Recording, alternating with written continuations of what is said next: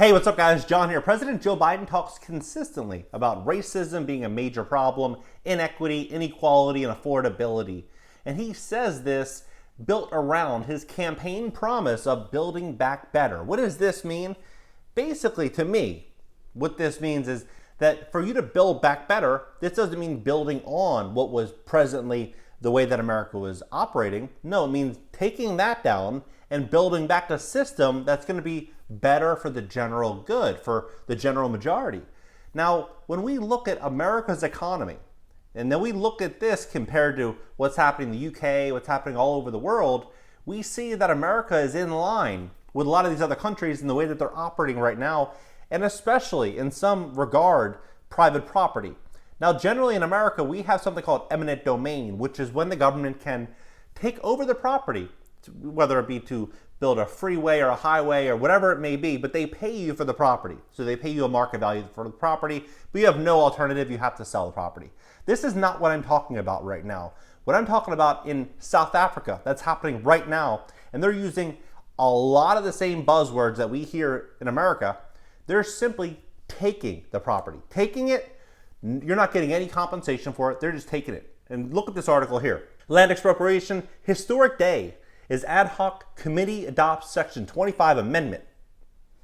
On Friday, the ad hoc committee on Section 25 adopted a bill to amend the Constitution to allow expropriation without compensation, with only ANC MPs voting it in favor. This bill will now be put before the National Assembly for adoption. While it's unlikely that the ANC would muster the required two-thirds majority to pass the bill, this bill would allow where land and any improvements thereon are expropriated for purposes of land reform, the amount of compensation may be nil. Now, what is the definition of nil?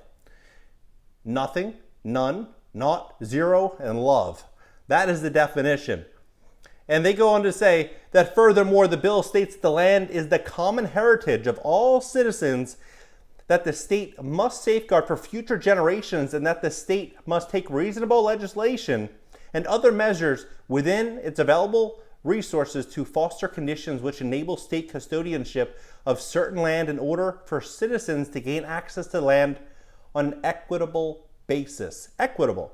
Very, very consistent buzzword we hear in America. The ANC members of the committee supported each clause of the bill, and the DA and FF Plus opposed each one. The EFF once again did not participate in the proceedings.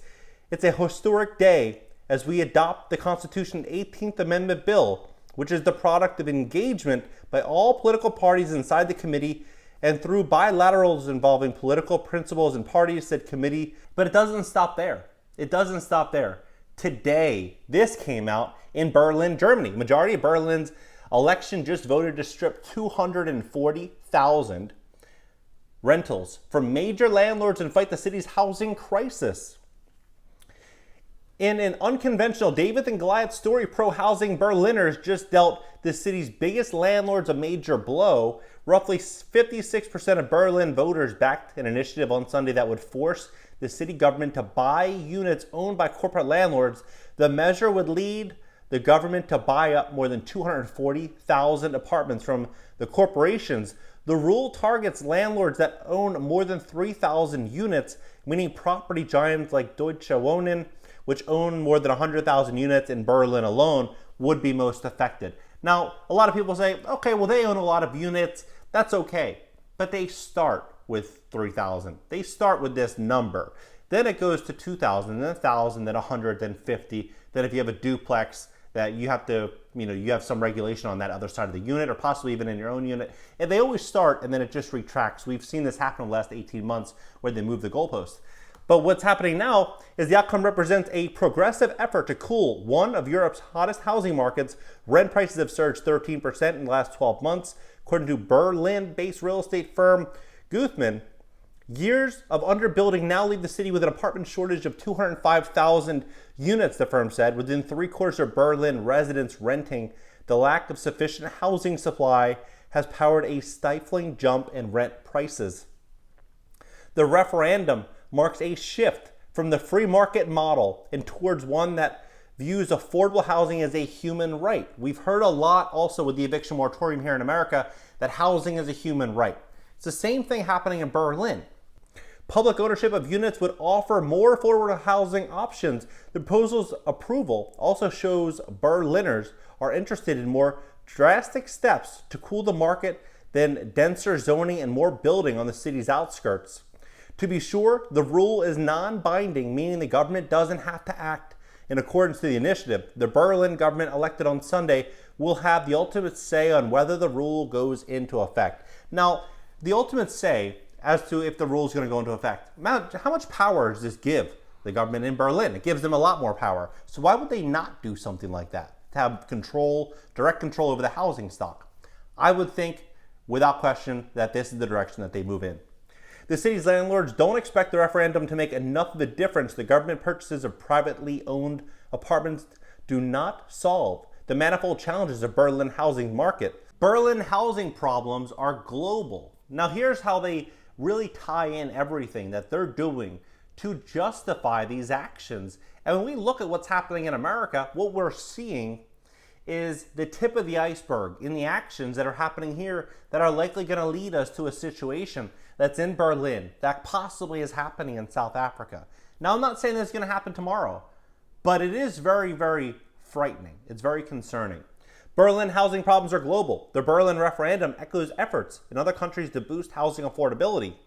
In the U.S., lawmakers are pushing forward legislation that, among other things, aims to increase home supply.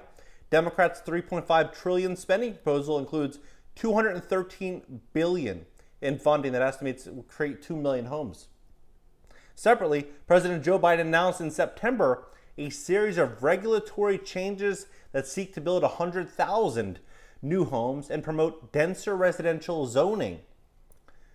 On a state level, Gavin Newsom approved a law on September 16th that outlaws single-family zoning in the state, clearing the path of building for duplexes on a single-family lot. The progressive measure immediately allows for the creation of more than 700,000 more homes in existing neighborhoods. By comparison, California typically permits 100,000 new homes each year. By banning single-family zoning, the state reversed a century-old status quo that protected property values instead of providing denser and more affordable housing.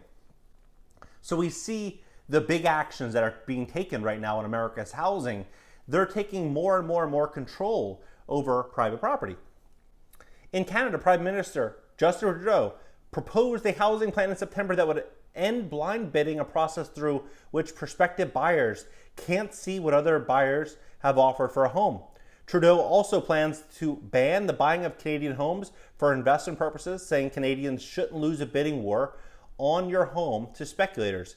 Investor interest has driven down home prices and exacerbated shortages in housing markets across the world, including US, Canada, and New Zealand. So it's quite fascinating how fast, just over the last 18 months, we've seen the view on affordable housing, on private property, on the words equitable, inequality, racism, the way that we see relationships and people, business, consumer confidence, everything is changing. Everything is changing, and it's changing very, very quickly. And what I believe is very likely to happen over the next, say, 3 to 5 years is we're going to have more of a system based on dependence where people simply can't afford the everyday benefit of living on the beach, spending $2,000 a month or $3,000 a month. And people are going to be forced into an affordability crisis. And if there's a lot more government housing, a lot more affordable housing, and this becomes more and more of the trend, people will have no other alternative but to behave, act, and push for a certain way because there's no other way in which they'll be able to provide for themselves. This effort is global, but my question within two Americans is how far will it go here, and what do you see as the future of residential housing in America and private property? Drop your comments below, smash that like button, subscribe here. Also consider subbing on my second channel, my personal channel. I'll leave the links pinned down below in the top comment. I'll see you guys in the next video. YouTube Success Blueprint. If you've enjoyed this video and want to dive deeper into growing your YouTube channel and create passive income as a YouTuber, check out my YouTube Success Blueprint by clicking the link in the description below this video. One of the richest men in the world, Warren Buffett, once said, "Opportunities come infrequently. When it rains gold, put out a bucket, not a thimble." I get the feeling that many men and women today are using thimbles instead of buckets. The truth is that we're in a huge wave of opportunity. I'm not suggesting that the current situation hasn't caused any financial damage to people's lives, because it certainly has. You may be one of those who have been fired, transferred, demoted, or had his assets repossessed. When looking up my own channel statistics on Social Blade, you can see that I was able to grow from a mere 11,000 subscribers to 120,000 subscribers in just 15 months. You could do this too, and I want to show you how. My YouTube Success Blueprint is a complete A to Z guide that teaches you the necessary steps in order to get your channel